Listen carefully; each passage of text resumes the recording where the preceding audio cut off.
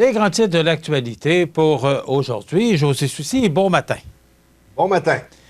José, grosse annonce ce matin du côté du terrain multisport La Prise par le ministère, le MEP, c'est le ministère... Sports. Le ministère des Sports, dans le fond. C'est Isabelle Charest qui va être présente avec Marie-Ève Proulx ce matin pour une grosse annonce. Puis on se doute c'est quoi, là, sincèrement? Ben, ce serait le dôme? Ben, je vois pas d'autre chose. OK. Écoute, je suis là, comme un poisson dans l'eau, là. Tu es subjugué ce matin. Écoute, José, j'ai entendu dire... Tu sais, des petites machines à rumeurs là, qui viennent à mes oreilles, là, parce que je suis un petit peu partout sur le territoire, puis j'entends des choses. Et moi, ce qu'on m'a mentionné, et je le dis là, avec un conditionnel, plus conditionnel que ça, là, mais il semblerait, entre autres, que la région de Lévis voudrait et aurait demandé, alors, tu as vu là, tous les raies qu'il y a là, pour avoir des heures pour profiter de ce terrain-là avec, si ce projet-là se réalise, le dôme. Donc, tabarouette que c'est le fun, que c'est positif, que ça fait du bien. Mais là, ça ne veut pas dire que c'est ça l'annonce ce matin. Mais il y a une odeur de dôme dans l'air, là. Écoute, je suis pas mal certain, j'ai pas de confirmation, mais ça serait quoi d'autre, là? Il annonce ça sur le terrain municipal, bien entendu, si bleu, mais comme là, présentement, on va assister à l'annonce dans le gymnase de l'école Louis-Jacques Cazot. Mais fort à parier que ça va être ça. Écoute, je ne pourrais pas t'en parler demain matin, mais je peux t'en parler la semaine prochaine en contrepartie. Et c'est sûr que vous allez avoir la nouvelle sur le site de CMA TV au courant de la journée.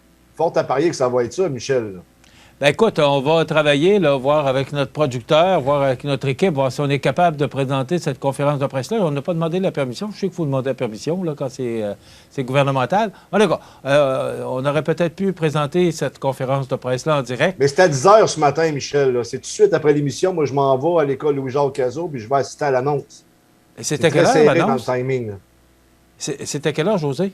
À 10 h ce matin. Ah, OK. Je pensais que c'était à 11 h. Non, c'est à 10 h. Écoute, on va surveiller ça de très près parce que c'est 1,5 million d'investissements dans la région.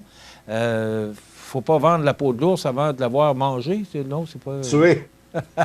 non, je niaise un peu, là. Mais j'espère, et ça sent vraiment ça, bien, ça serait une bonne nouvelle et ça ferait du bien pour notre région.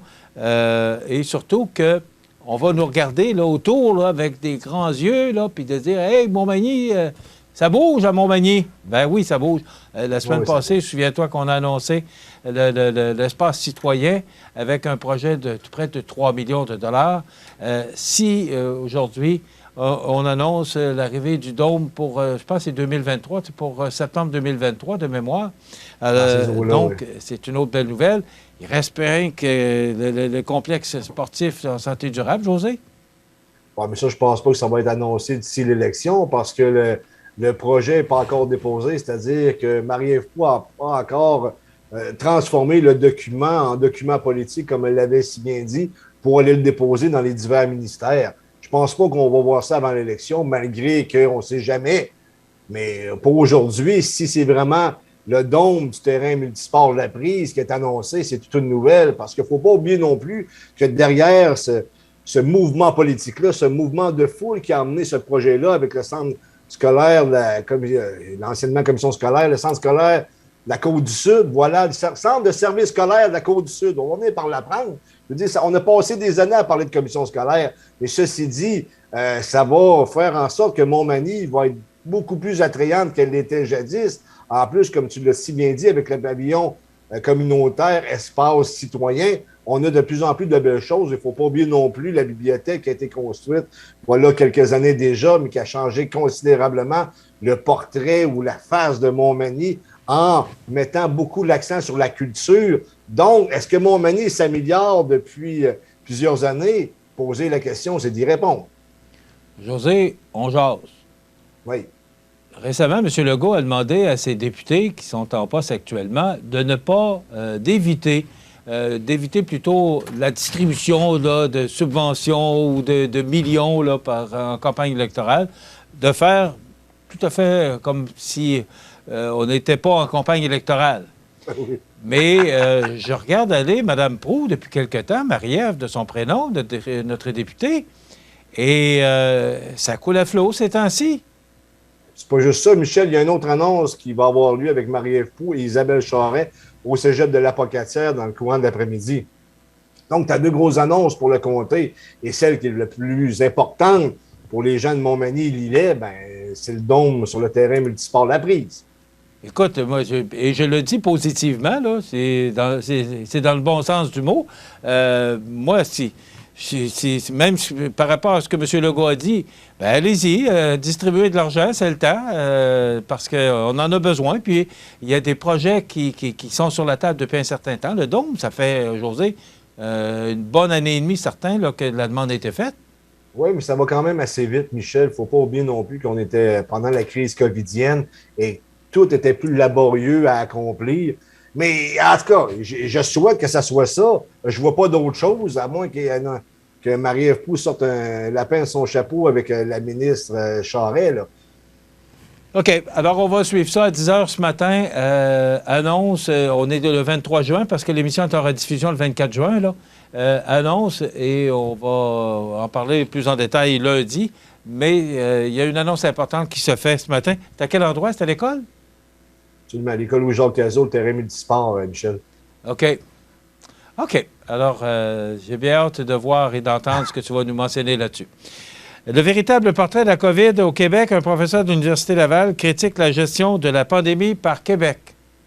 Écoute, c'est un dénommé Patrick Provost qui a fait un article qui a paru dans le Journal de Québec hier. Là. On s'entend que le Journal de Québec, c'est pas un journal qui est réputé pour être complotiste, mais ce qu'il dit essentiellement, c'est qu'on a pris beaucoup trop de mesures compte tenu des circonstances. Et là, je vais te livrer quelques chiffres ce matin, juste pour te mettre dans le bain, Michel. Là. Ça dit moins de 5 personnes de moins de 40 ans avec moins d'une condition médicale préexistante sont décédés au Québec depuis le début de la crise.